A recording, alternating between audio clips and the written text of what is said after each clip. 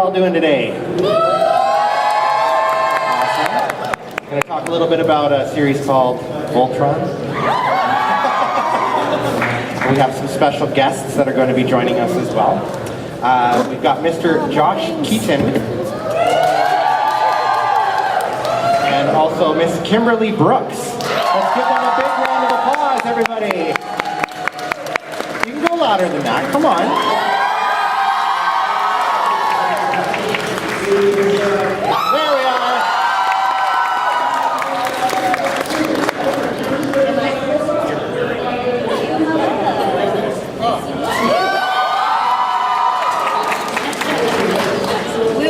I can't hear anything back there. I know.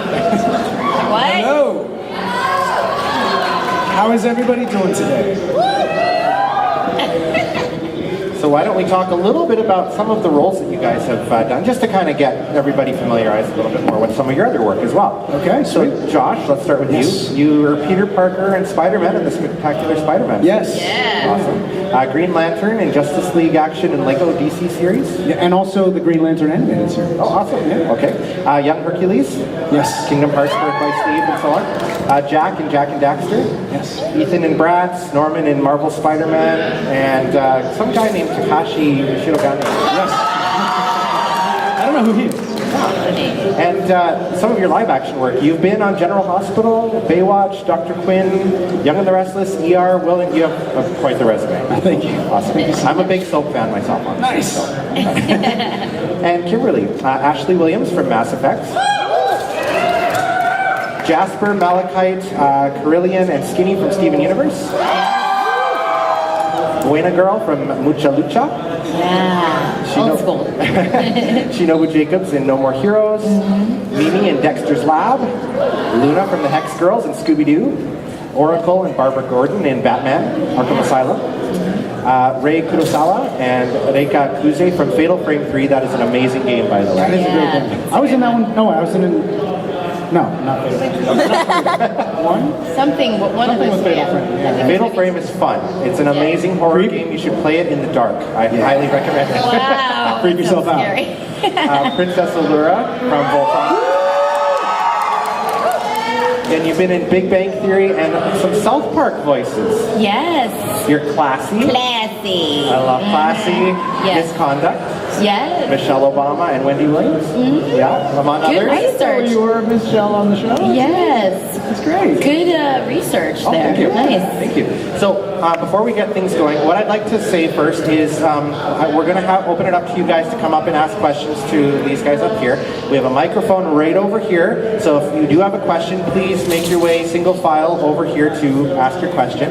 And please speak directly into the microphone. We're kind of competing with the main stage over there. And we ask that there's no shipping specific questions. All right, guys? Sorry. No shipping specific questions. But pretty much everything else is pretty much open. So. Yeah, thank you. Now what we like to open with really quick, just to get you guys going, is play a little game. Okay. How many questions you can answer in about a minute. Okay. So individually. They're just really quick ones, so like a yes or no, this type of thing. Sure. Okay. Who would like to go first? All right, I guess I'm first. Okay, so I'm going to start the timer. Katina's going to read the questions here, and we're just going to see how many you could do in a minute. Okay. 1, 2, 3. Hero or villain? Hero. Voiceover or live action? Ooh, that's a tough one. Probably, can I get away with performance capture, which is a mixture of both? Sure. Sweet. Cat or dog? Dog. Morning or night? Night. Favorite TV channel? I don't really watch a lot of TV anymore. Okay. YouTube. Ice cream flavor? Ice cream flavor. Mint chocolate chip. Doctor Who or Game of Thrones? Game of Thrones. Biggest addiction? I'd probably say cars and video games. Biggest fear? Biggest fear. 10 seconds. Oh man. Failure. Favorite song? Favorite song? Oh, I'm gonna lose it on this one. Time's up. Oh, that's a, Isn't She Lovely? Stevie Wonder. oh, that's a good one.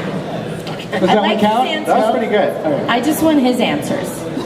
Well, we have different questions for you. So. Oh, okay. That was the easy one. This was fun. More panels need to do this. I know. It's a really I good think one. it gets your mind going and Absolutely mindset does, up. So. And it's interesting.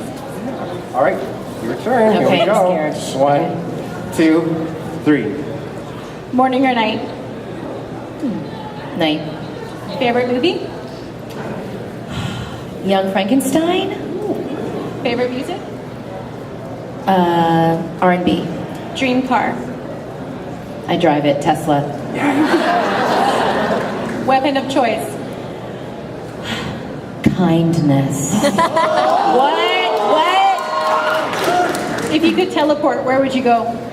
Oh, can I time travel? Sure. I would time travel everywhere, all over. Okay. Favorite, what fashion trend do you not get? Today's. Favorite compliment? Oh, nice smile, I guess. 10 seconds. Worst job you could have? Oh God, sitting at a desk all day long. All right, time. On a computer. Awesome. Good job, you guys. Those are really good. I love that. All right, give them a round of applause, everybody. Now we actually have surprises for you guys too. What? You're from the States, right? This is the We have best some con ever. Canadian chocolate bars that we don't have in the States, as far as we know. Oh my gosh, I'll pass those down. For you to try. Thank you. You're welcome. What is a wonder? It's a Wonder Bar. I've never seen any of these. You're right. Your Smarties are the little, we call them rockets up Yes. here. They're just candies. Ours are chocolate ones. So Yes, Oh my this gosh. was the cruelest joke the last time I was in Canada. I opened up the box of Smarties. I'm like, yeah, oh! But then I liked them. Did Yeah. you say cool or cruelest? It was the cruelest. Because we have Smarties too, but they're not like Yeah, they're this. tangy and They're they're, like, tangy sour. and they're not chocolate at all. Yeah. And I love no chocolate.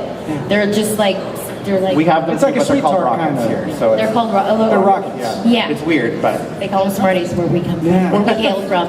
But then once I put that out of my head, I was like, actually, these are pretty good. I Yeah. like these. have you tried Timbits or poutine? I've had Yes. poutine many times, yes. Apparently my phone's going off again. I'm going to hide it away. You're very Yeah, popular. poutine is fantastic. Now, again, as we're waiting for people to come up, if you have questions and stuff, we're going to play a little game of trivia with the audience, and you guys can be the judges too. All right. We've got 5 or 6 questions? 6 questions here. Katina's going to ask them, and we'll see if you know the answer, put your hand up. All right, so Katina? What was the name of King Zarkon's son? All right, you.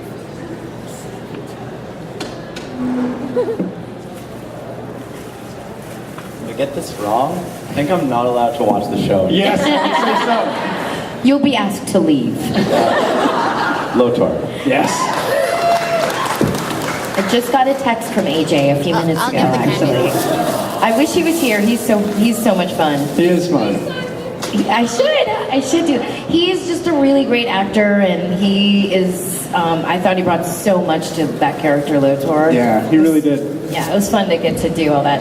You can see how good of a job he did by how many people think that Lotor got a raw deal and are really, really like mad about it because they Yeah. love the character, and It's it's true. because he did such an amazing job playing it. He brought it to life. Yeah, AJ really he knocked it out of the park with Lotor. Yeah. Good one. Next question. When is Shiro's birthday? Oh, Let's go with the she right there. Yeah. Here's a microphone here too. Yeah. she's sleep deprived, you guys. Leave her alone. So it's February 29th, and he's only 6. Yes. Well. Oh yeah. No. He's Yeah. elite. It hasn't, Yeah, he's still that's only right. 6. That's right. And Wow. I mean, since it's on a leap year, we celebrated yesterday and today. So today is technically still kind of Shiro's birthday. Oh, that's so cool. Two birthdays. Happy birthday. Thank you. Sure. Wherever you are in the astral plane. Okay. What are the names of the mechanical monsters that Planet Doom constantly send to fight Voltron? You right there. I love this. Get some classic Voltrons in there. Is it Robies? Yes. Robies. Nailed it. The Beasts of Row. I love it. So, which lion or lions does Allura pilot when she does? With the mask. Yeah. I believe it's the Blue Lion. You are correct, sir. Which is also the name of Kimberly's car. I did name my car the Blue Lion. I know. I'm a little embarrassed. I've actually changed the name of my car. Oh, you did? Yeah, because I named the car Shiro initially, and it just kind of got a little weird because it's like I'm always out with Shiro. Yeah. I mean, it was. I thought it was funny, but you know. I think it's funny. So what I ended up doing is I actually changed the name to the IGF Atlas because it's the car is white, so it kind of makes more sense.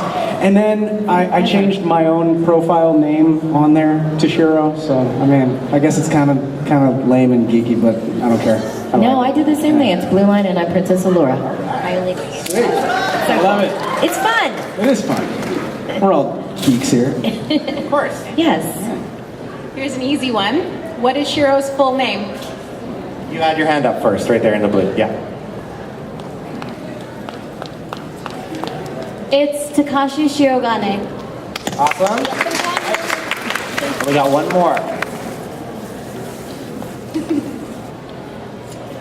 So we all know about season 1. And there's one character that Princess Allura does not tend to treat that well when she finds out he's of a certain race. Who is it? In the Spider-Man costume right there. Your secret shame. Keith? Yep. Yes. Awesome. All right. Thank you very much, guys. You know your stuff. Good job. All right. So, does anybody have any questions that you want to ask? You can come up to the microphone here. If you do, please line up in single line fashion. And Nice. introduce yourself, and then please speak clearly into the microphone. Okay, so, hello, Josh. Hi. Hey, how's it going? We talked earlier. I know you. Yeah. I know you too. So, it's a friend of mine, we watched your welcome video. Yes. On your YouTube channel. And a friend of mine has become addicted. I was wondering if you had a cure. If I had a cure for the You're Welcome video, I believe the only cure for the You're Welcome video is more You're Welcome video. So I wholeheartedly agree. he's probably going to have to continue watching it to fully get better. There's a Sven video that also kind of goes along with it, so that might also help. I love that. Yeah. Yoo-hoo. Yoo-hoo. Up here. Hello, Hello. my name is Elizabeth, and I'm very nervous right now. Don't Thank you for coming. Sorry, I'm a big fan of both of you. My question would be, I guess, to Josh. Was there ever a time that you felt like maybe you couldn't live up to the character you were voicing, or you didn't? All the time. All the time. Like, we seem super confident when we come up here and we answer questions and we have fun with you guys, but like, actors are some of the most insecure people in the world. And we all put so much of ourselves into these roles, and we're basically putting it out there and getting feedback from everybody based on what people think of what our job was, or how our job was in the project. And so, yeah, I mean, we're putting a lot of ourselves out there, and I can absolutely tell you that there have been so many times where I've had a role. Usually, like, I think the first like deep voice guy that I did was Hal from Green Lantern animated series. And when I first got that, I was like thinking to myself the whole time, I was like, they're gonna replace me. I'm like, there's no way I can do this. I voiced like teenagers. I'm like, there's no way I can do this role. And it ended up coming out all right, you know, and I ended up being happy with it. And then I would say I was more scared with that one than I was with Spider-Man, even though Spider-Man was like, it's a bigger character than Hal Jordan. But Spider-Man, I kind of had a little bit of that confidence because I grew up reading Spider-Man. I had a way that he sounded in my head, and that's what I wanted to share. But yeah, I absolutely have totally questioned my own abilities and said, hey, with Sven, I didn't know I was going to be doing that accent until the night before that I actually had to go in and record. And I've never done that accent before. And so I was basically just looking on the internet to try to find anything that I could that was remotely Scandinavian to kind of pair it. But yeah, no, there's plenty of times where we're terrified of what we have to do, but you gotta push on and do it anyway. But you did an amazing job. Thank You are Shiro. Thank you. Thank you, Space Dad. I try to be like him every day. Shiro's an amazing dude. Hello. Hello. Hey. Welcome to BC. Thank you. It's nice to be back. Thank you. I have a question for both of you guys. Before you guys knew the end or how it was going to end for Voltron, did you guys have a different idea of how it would end, or did it kind of end up kind of what you thought, or if it was different, what was that to you guys? That's a really good question. I don't know, the mic seems like it's not really on, but Oh yeah, no. You want to talk about right into it. But basically, was the ending what we expected? And if it wasn't, what did we want the ending to be, basically? Very friendly way of asking. Yeah. No bad intentions. Yeah, no, I get it. I just wanted people to hear the question, but Yeah. you go first. Oh, thank you. Well, first of all, like, from the time that we got the scripts to the time it went to air, like, the scripts we saw were what ended up on the air. Like, we never saw any other versions of scripts or any other versions of storylines. That was all, any of those discussions were had before we actually got to the scripts. That being said, I'm not unhappy with how it ended. I wish that it didn't have to end. Like, from the beginning, it was going to be a 78 episode show, and I wish that it could have been 100 or 120 or more, because there's a lot more that I would have liked to see. I love these characters. Like, they feel like family members to me, and I really would have liked to see more of what happens when they're on Earth. I feel like I got like a little taste of it, and I want more. I want to see what happens with they left little hints for Vehicle Voltron. I want to see how the Holts came together and really started building this back up. Like, there's just so much that I would have liked to continue to see. I wish it didn't have to end. So that's kind of my. I know. I mean, I feel the same way. I mean, I remember talking to Joaquin and Lauren, going, because they told me, they actually prepped me for the ending before I got the script and everything. They do that with all the actors they're going to kill off, basically. But I was prepared for that. So when we got to record it, it was very, very emotional. But I thought, that was a brave choice, and it was cool, and it made us feel things, and I thought that was really cool. But of course, I was like, come on, guys, there's still so many more episodes we can do. And they were like, well, we've pretty much done everything there is to do in space. And I'm like, no, we've got but now you're back home. Now we're back. I know. So, but I know. It was, I would like to see more. Yeah, as an actor, of course, you just want it to go on, and just the story. The characters are so great, and then we could have done so much. But They prepped you too? yeah. Yeah, like before the end of, was it season 2? Yeah, it was the end of season 2. Oh, yes, yeah. Before the end of season 2, where he doesn't die but actually dies, they told me, it's gonna look like you died. And don't worry, you're gonna be coming back. Yeah, you're back. And so I remember them telling me that, and then every single time I was like, well, when's he coming back? I haven't been to record in like 3 weeks, 4 weeks. What's going on here? But yeah. So I guess. But in the end, yeah. Now, if they could only prep the audience. Yeah, I know. We need that surprise. Never be able to prep the audience. I know. That's what we watch it for. What was that? It's for what fan fiction is for after it's over. Yeah. Thank you guys so much. Thank you. I have quite the reality-breaking question. Okay. Is Josh Keaton Shiro's dad, or is Shiro Josh Keaton's dad? Dad? I can already, yes. I would probably be Shiro's dad, because I gave him his voice, and I could probably almost be Shiro's dad.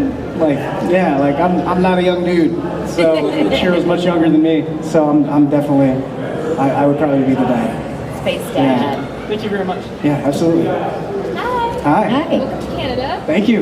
I have a request for Josh, if that's possible. Okay. So Jeremy has done this, and Kimberly has done this. I was wondering if you could reenact the road work ahead find. The road work ahead find? I don't know this fine. Okay. Do you want me to tell you, and then you can? Absolutely. Okay, so it's road work ahead. Yeah, I sure hope it does. And do you think you could do it in Shiro's voice, maybe? Have you seen it? No, I haven't seen it, but I'm gonna watch it as soon as I leave here, because that's hilarious. Road work ahead. I Yeah. almost had a burp. I'm drinking too much soda. Wait, what was it? So it's road work ahead. Yeah, I sure hope it does. Wait for that. All right. Road work ahead. I sure hope it does. Is that right? Well, yeah? Yeah, that was perfect. Thank you. Road work ahead? Yeah, I sure hope it does. Yeah. Thank you so much. I gotta see this video. It's hilarious. We got the whole set, 3 of you, so. I love it. I love it. And then you gotta You have to put them all together. you Yeah. gotta post it. Yeah. Thank you so much. That was you. a good one. I used to think that those signs that say, well, I don't know if they have them here in Canada, but they have these signs that would say like road construction ahead, and then there would be another sign after like where they were done with the construction, like where that thing was, where the section they were working on finished, that said end road construction, and I always used to think those were like protest signs. Man, they really don't they hate road construction so much that they made it look like a road construction sign. Little me's brain was weird. That's cute. Hello, Shiro. Hi, my name's Evelyn. I've been watching since season 1. I'm a big fan. Thank you guys for coming out today. Absolutely. I feel like I'm switching from like the really fun, light stuff to sort of the heavy stuff. But both Allura and Shiro are really important to a lot of people because of their representation, right? Of people of color and of queer people. And so I'm wondering how you felt about their endings and whether you felt. I'm trying to figure out how to phrase this. I guess like, do you feel that they were given fair treatment in the end as these really important, groundbreaking, representative characters? Well, I think that Shiro he's like probably my idea of like a perfect dude. Like he's compassionate first and foremost. He's a leader. Everybody looks up to him. Everybody trusts him. There's never been a gay character in any kind of children's media that's been portrayed with those qualities. It's been the leader. It's been everything that Shiro is, and I think that in itself is kind of groundbreaking. I think that, and I also like that it wasn't necessarily what defined him. It was just another aspect of his character. It was just another part of who he was. He didn't play into stereotypes, and I think that's fantastic. And I mean, I was honored to give him a voice. I was honored to do that, especially when I found that out, because I really do believe that representation is very important. And I like that. I mean, I've had plenty of people at cons come up to me and say that, Shiro gave me the strength to come out to my parents. I mean, like, I don't even know what to say when somebody comes up to me and says that. It hits my heart in an amazing way, like in a positive way. But like sometimes I don't really know what to do with all that. Like I don't feel worthy of all of that adulation and attention. Like it's because I'm really just giving him a voice, and his struggles are his own. But it's still such an honor to be kind of mentioned in that same breath. I mean, I don't know. I love Shiro. I think Shiro is fantastic. In terms of his ending, I mean, he's the captain of basically the garrison. I mean, he flies the ship. The one thing that's weird to me is like I saw some people thinking that like they took the whole meaning of that he gave up the fight to mean that he like quit his job, and I'm like, well, how are him and Curtis going to pay for stuff on Curtis's salary? They got bills to pay. They got bills to pay. I mean, why would you with like the great job as the commander quit? And it's like, even though he saved the world, I don't think that they're just going to give him a free ride. And even if they did give him a free ride and say you never have to pay taxes, you think Shiro would go for that? No. You think Shiro's going to say, okay, yeah, I'll quit, and you guys can keep the world safe and all that, and I'll just be sitting here, relaxing and whatever. No, like he's still going to do what he does. Yeah. And he had demons that I'm going off on a whole tangent. He had demons that were keeping him from being happy, and at the end he was able to find happiness and give up that fight, give up that internal fight. I never for a second took that to mean that he's not like the captain of the Atlas anymore. And I mean he comes through it all. Yeah. He comes through everything that's thrown at him, and he's still the same Shiro. Even after he's been cloned, not cloned, dead, not dead. dead, not dead, he's still Shiro. He's still everything that he is, and he wins. He wins in the end. Yeah. I think it's a beautiful story. I do too, and I think that just because of the way that Allura, ends, doesn't take away anything from what she gave and for the character. And what a powerful character! It was amazing, and if anything, I think Allura's ending was necessary for the story. I mean, that's the story. And if they hadn't killed her because they don't want to kill the African American character, then that kind of doesn't really work either. So I think just being included and having characters that are like considered like every other character, I think they achieved that because it's just what happened, and that's the way the story went. So I just think it was there was so much more positive to take from this than anything where the story went a way that people didn't. The overall intention of the show were it came from such a good place, and if you guys knew Lauren and Joaquin, they're just beautiful, smart people that wanted to do a show that they love. This is what they do. They're geeks and nerds like us, and they wanted to just do a show that pleased people. It's impossible to please everybody, but it was. There's also a lot of creative hands that exactly. In it. In it, that are not just the creative people. Yeah. There's a lot of people that have input, there's a lot of people that have a say. Yeah. And a lot of things that maybe they wanted to do or ways they wanted to go, maybe it couldn't be done for reasons that were out of their control. Right. So, I mean, their intentions with the show were nothing but noble. Yeah, exactly. Thank you. You so look much. amazing, You do. by the way. Thank you. Oh, and I love the vacation glasses. I know. Everything. You look. I'm going for like peak chill in the astral plane Shiro. Love it. Those would be the glasses too. Yeah, right? Yes. Thank you so much, and thank you so much for all the work you put in. It means a lot to all of Thank you for us. coming. Thank you. Thanks so much. So we've got about 20 minutes left. Okay, we'll answer quickly. So everyone, we want to get all your questions answered. Hi, I'm Brielle. My question's for both of you. I'm pursuing voice acting. I just finished actually my first class. So I was wondering if you had any advice for people like me who are going into that kind of area of film and TV. You answer because you're really good at this question. And We get asked this all the time. Yeah. So yes, there's three things that I always tell people to do if they want to be a voice actor. The first thing is get into an improv class because you need to feel completely comfortable with looking like an idiot because you will, and it's okay. Yeah. You need to get out of your head that you can't look silly or whatever. You just need to go and do it. Dressed like this, I understand, yeah. Yeah, so I mean, improv is hugely important. The second thing would be singing. Sing all the time, even if you suck. You'll get better. It's a skill like anything else, but it's like yoga for your voice. The benefits are there's just so many things that it's going to help you with. It's going to help with your breath control. It's going to help with your breath capacity. It's going to help with your pitch. It's going to help with just your vocal dexterity. Yes. Do a lot of other things, placement. Yeah, it's great. So do that. And then what was the other thing I want to say? Read out loud as often as possible. Because you need to get comfortable with looking at text and making it sound as though it just came out of your brain and you're not reading it, but you just thought it and you're saying it. And the only way you could do that is just by getting really comfortable with text.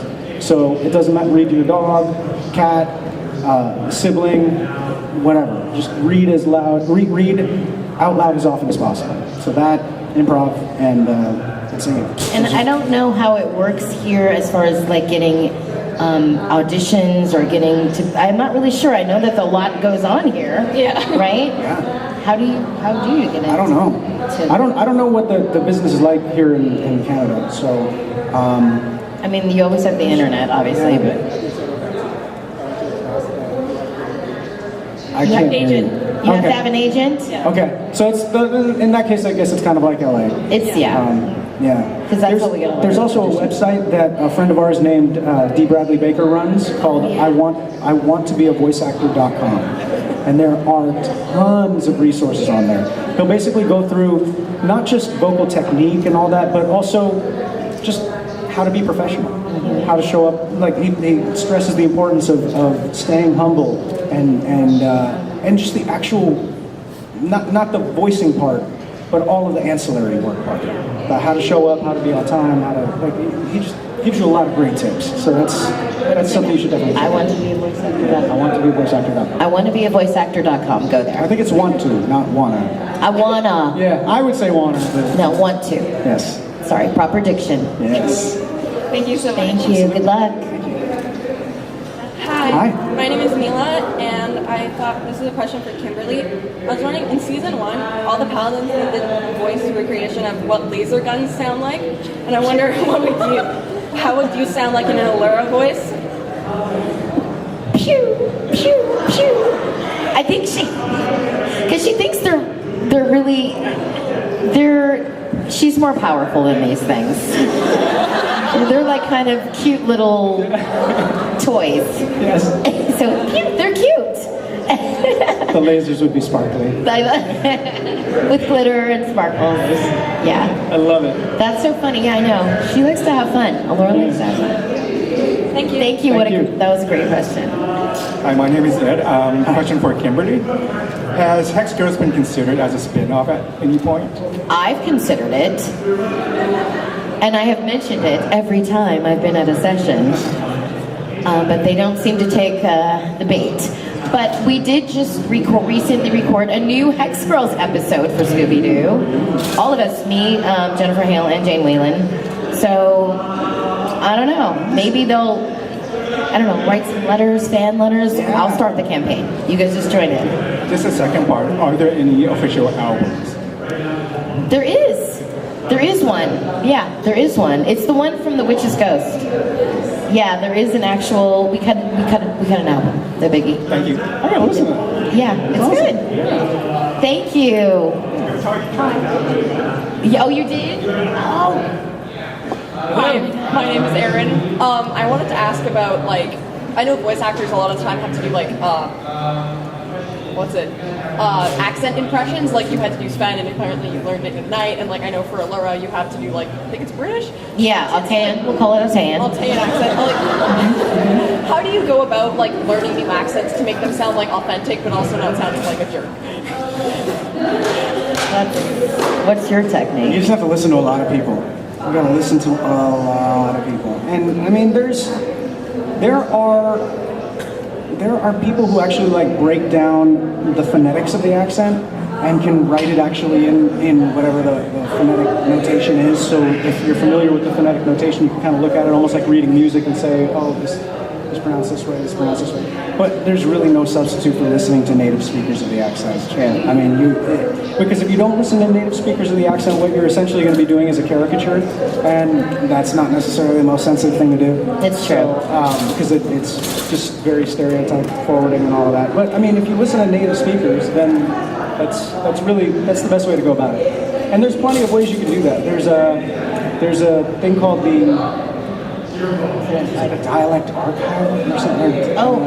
You have to do some Googling. But it's an archive of just different people's. Like you can go through and you can literally scroll down a list of nationalities and accents, and then hear very specific regions. Yeah, very specific regions. You'll be able to hear what like an old woman sounds like an old woman reading this thing, or a young guy, a teenage girl, like just different genders and different voice ages and vocal qualities, reading different, kind of similar passages, but just their own way, and it really helps a lot.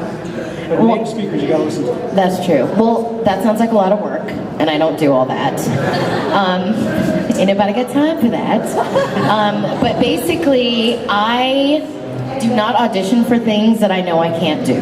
I get a lot. My agents think I can do everything for some reason. They're like, they just send me all this stuff, and I'm like, I can't do this Gaelic, whatever. I don't know. My point is, I make sure that I do stuff that's in my wheelhouse, and because I'll be tempted to do stuff, and I'm like, I'm just gonna make a fool of myself, like which I know I'm not supposed to be afraid to do, but I don't want to do it when I can control it. But when I have booked things, this mic is so whatever, but when I have booked things, I know I gotta make it stop doing that. This is a voiceover trick, you guys. It splits the air. It splits the air, so I'm not popping the mic. But when I have booked things, I've worked with a vocal coach, like for Allura. This guy is an actor and a vocal coach. His name is JB Blanc, and he's a director too. I actually just had a session with him the other day, and he is such a actor's director. He knows how, because video games are really tedious, you guys. I don't know, to record. It's just a lot of work, and you don't know the situation, and you don't know, like, there's just a lot of missing information, so you have to make up a lot in your mind. It just becomes, but he was such a great director as far as helping me get what I needed to get in like 2 takes. And when you're doing video games, you want to do it in 2 takes, because you have like a million lines. So to answer your question, I work with a dialect coach, and then I don't do anything that I know I can't do. And you know what? I want to add on to that, because that's a good point. Like, even though I say not to be scared of things and all that, at some point, it's still a business and you're still giving an impression of yourself. And if it's something that is really just something that you cannot do, you're nowhere even close to being good at it, like, don't put that do out your there. own audition for yourself at home and just practice it and all that. But like, don't submit it if it's going to be.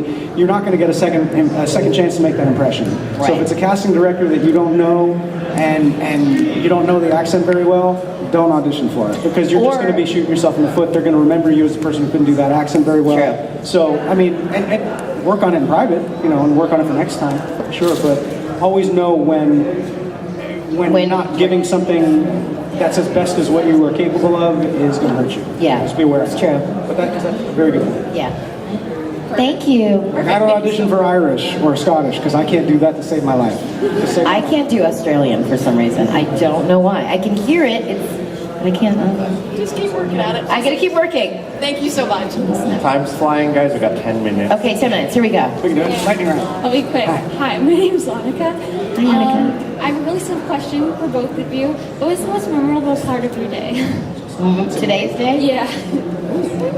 Good question. You go first. I had this weird, just like kind of social media meets real life moment happen where on Shiro's birthday, somebody here drew this amazing picture of like, you follow the Shiros and you see Shiro's journey, so it's like a little drawing of every Shiro that goes along. Yeah, say hi. You're an amazing artist. Don't be shy about that. Like you're great. And she gave me this picture, which was that picture, and I retweeted it on Shiro's birthday because like it was just such a cool picture. It shows his whole journey and everything. And she gave me a puzzle. Like the whole thing was like this. Like I don't know how big it is, but it's like a puzzle of this whole picture, a jigsaw puzzle. And so we had this little discussion on whether or not I'm going to give it to my kids. And my 3-year-old will probably destroy it, so he is not going to possession. But my daughter, she's much better. We'll probably do that puzzle together. But that was super memorable to me because it was like something that I saw, and I was like, wait, I know this. And she's like, yeah, I do. I was like, wait, it was you. Like that kind of stuff's neat. And for me, just like literally just being here, and you never know how Fridays are gonna go. It's kind of and getting here and already meeting amazing people, artists. And Sean, is Sean here? Sean brought me some markers. He was at another convention and he gave me this amazing marker that just pops. It's just amazing and I can't find it anywhere. And he's here today and he was the first person in line and he brought me 2 of those markers. They're just so thoughtful and sweet. I don't know. You guys are all really cool and I love being here and I don't know. It's just really fun and you're so welcoming and I really love Vancouver. I've never been here before. It's beautiful. Yeah. Thank you guys. I was here like 20 years ago. Oh. Yeah. I got a tattoo here. Oh my God. Long time ago. Yeah. We should go back to the tattoo parlor and get another we should try to find it. We'll get a Shiro and an Allura tattoo. I'm working on something. I definitely want to get a Voltron related tattoo. I'm thinking of like stuff for like that and then maybe something special. Like just all the iconic characters. Been lucky enough to avoid. That'll be really cool. Yeah. All right, thank you. Thank you. No, where are you going? You got to go. Oh, they're all together. Oh, you're all together. Okay, cool. Hello. So this is another accent-related question. In between takes, did you guys ever find it hard to like keep the accent consistent? Kind of, during shooting? But the director was pretty good. Like if it would get off, they would have us redo it. Yeah, 'cause I know keeping accents consistent is hard. Yeah, sometimes you have to kind of stay in it, especially if it's not something you're super familiar with and can go in and out of easily. Like there's certain accents I can go in and out of easily, and then other ones that not. Like if I start speaking the way I normally speak, I literally have to I carry around voice references on my phone, so I'll literally have to get that voice reference and just listen to it and kind of repeat it back just to get into that. Because your mouth has to do certain things. You have to put your mouth in different positions, tongue has to do different things, so sometimes you just need to refresh yourself into that. But yes, it does happen. And when we first started doing the show, I was more like, I have to kind of stay in it, like between. But by like season 3, we're really a lot more familiar with our characters, and I could definitely go in and out of it by then. I had to get confident though. Thank you. Thank you. So Great boots. Yeah. The last 2 that joined the line, we may have to cut you guys. I'm sorry. We'll see how time But goes. we'll try to go fast. We'll see. Hello. Hey. It's me, Jason. Hey. I have 2 questions for both of you guys. Like when you guys were younger, like little kids, were you guys expecting to take this path before, like perform as like the show? before, or just like? I'll just answer quickly, yes. For me, and I feel really lucky because I have kids that are teenagers and they have no idea what they want to do, and I know that's totally normal. I feel lucky because ever since I was a little kid, I always knew I wanted to do voices. I didn't know what it was called. And when I was in high school, I went to career day, and one of the rooms was a psychic reader. And I went up, she picked me out of the audience, and she took like a ring or something that I had, and she's like, you are going to be very successful, and you're going to make a career and a living with your voice. She told me that when I was in high school, so I don't know if you believe it or not. I believed it, I guess, in my subconscious, and I think maybe that, like, I just was always confident that I knew I was going to do this, and that I was going to, you know, have fun and be successful. So that's my answer. I was dressing up like He-Man and dancing on like Burger King tables when I was like 2 or 3, so I probably had to do something entertainment related, or else I would have driven my parents crazy. Yeah. Thanks so much. Thank you. Hello. I have a question for both of you. Just tilt the mic. Yeah, you gotta be right on it. I was just wondering, because you guys have voiced a lot of characters, and I was wondering if there was a character you voiced that surprised you and how fun it was.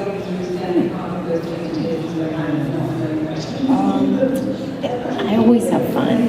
Yes. Just trying to think of which one that would be.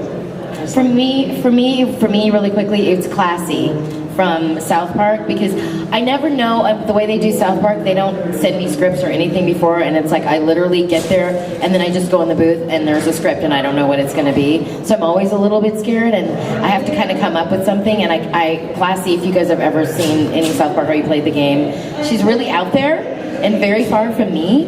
So it was a departure, but it was really fun, and now I look forward to it when they call me in to do it.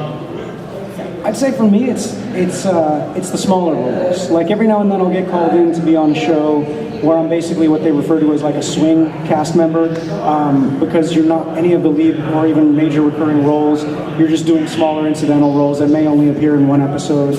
And so a lot of those are oddball characters. There's stuff that are totally out of your wheelhouse, things that you've probably never done, and that's terrifying in its own way. But it also lets you stretch, and it lets you try new things that you've never done. And because that character only has maybe a few lines in that show, there's more freedom to be able to play with it and to try things that might not work, you know, but then you readjust it and you try something else. Those end up being really fun. I did a bunch of stuff like that in a show called Mr. Peabody and Sherman, which is on Netflix. I'm in a bunch of episodes of that, but just as weird oddball characters, weird accents that I never did, and then I had to figure out how to sing with some of those characters. Like it's those kind of things. Like those, it's just exciting. It's different. It's different from what I usually do. So I think that those are. I didn't expect them to be fun because it's terrifying doing something that you don't know if you're good at or not yet, and then going in and doing it, and it turns out all right. And like, yeah, that was great. Good times. Yeah. So we got about 4.5. Thank you so much. Thank you. Got about 4.5 minutes, guys. Okay, you get 1 minute each. Okay, let's do this. Yeah, let's do it. This is a question for the both of you. If your character could have, like if Shiro and Allura could have more interaction with another character, then who would it be and why? Pidge, just hanging out, talking, shopping. I don't know. I just love Pidge, and there was not a lot of Pidge Allura stuff, and I think that would have been. I don't know. I just love Pidge. It's been fun. I'm a firm believer that Shiro cannot cook to save his life. And so I would like to see him spend some more time with Hunk. Yeah. I would love to see that. I would love to see Hunk actually probably lose his patience with Shiro burning water, and yeah, like I would love to see that, and just to see the cinnamon roll actually get a little spicy and get mad at Shiro, and then see Shiro learn something, and then I would see Shiro totally like, you know, really getting into that one thing. Like maybe he just becomes obsessed with making mac and cheese because he can do it now, you know, like, something like that. Or milkshakes like Allura and Karan. Thank you. Thank you. Oh, that's not happening. That's not happening. Hello. Hello. So I was just wondering, for both of you, what do you think when Lance and the rest of the Paladins teach Allura about what is Shiro's go-to shower song, and what is Allura's go-to shower song? Wow, shower song. He has one. Oh my God, that's a hard question. That is a really hard question. Shower song. Yeah, like that they perform in the shower. I can't think of anything. I don't know. What do you? Oh man, I'm still. You always have the clever answers. I know, but I can't. This is a tough one because it's got to be right. Yeah. It's got to be perfect. It's all right. Man. I can't think of anything. Oh, I had. Maybe you're welcome. I mean. I think you already sang. Yeah, I think you already sang it. Yeah, he would perform that. He would perform that in the shower. Perform that. Like perform it. Use the water. Hair all over Flip the the place. hair. Yeah. I can't think of a good answer. You got to think of an answer. For Allura, shower song for Allura. Something about probably. Shine bright like a diamond. Shine bright like a diamond. That's it. I love that. That's brilliant. Thank you. See? Thank you. Good. Thank you. All right. We have time. One more. Really quick, guys. Real quick. Hey. So, I don't know, terrible. I've been playing different characters myself. I know that it can be interesting to find little quirks in the voice prints of your characters as time goes on. Towards the later seasons, was there any quirks you found in your characters that you really stuck with and found interesting? Good question. That's a good question. Well, I think for Allura, just the whole thing with Lance, that change. I don't know. I don't really know. That's not really a quirk question, but I'm just thinking that was a major change because I just couldn't stand him in the beginning. No, I think. Are you talking about like vocal, purely vocal things? Oh, a vocal quirk? Yeah. Oh, I thought you meant a character. Any little thing that kind of kept coming up, like little, not a catchphrase, but like little vocal qualities or things that. Did you find that with Shiro? I mean, I never really analyze it. I'm sure that if I listened from season 1 to season 8 and really listened, I would say, oh yeah, he started doing this towards this. Yeah, there's probably something, but I've never really analyzed it. Well, Allura got a lot more badass, can I say that, toward the end. So there was a lot more of that, less of the princess voice and a lot more of the paladin kind of like, I don't know, I feel like I'd use that side of my voice more toward the end of the show, for sure. Thank you. And last one, really fast, guys. We made it. Really We fast. made it. I don't know if anyone has asked this question earlier, but do you have a favorite part in Voltron? It's so hard to pick just one favorite part. I really love the Monsters of Man episode. That's the best episode. I love any time that I can see Shiro not be so buttoned down and let loose a little bit, even if it's clone Shiro, like, because it's still kind of Shiro. And I love, any time where we're not, like, in battle and we're doing this. Yeah. Those away episodes. Where you can see the lighter side of Shiro. And the game show episode was great. Yeah. Hilarious. All right. Thank you. You guys made are it. awesome. Let's give them a huge round of applause, everybody. Thank you all for coming. Thank you so much. We'll be here all weekend. We'll be here Saturday and Sunday at our tables. This is actually our only panel this weekend, so we'll just be there if you guys want to chat, if you didn't get a chance to have your question answered, or if you want to talk about voice acting, if you want to talk about Voltron or any of the other shows that we've been on, you're always welcome to come and say hey at our table. So, hopefully... Oh, hey, hi. We're probably going to go back to our tables now for... What time is it? Yeah, I think. Yeah, we're going to go back to our table for probably another half hour. Okay, cool. We'll see you guys then. Thank you very much, guys.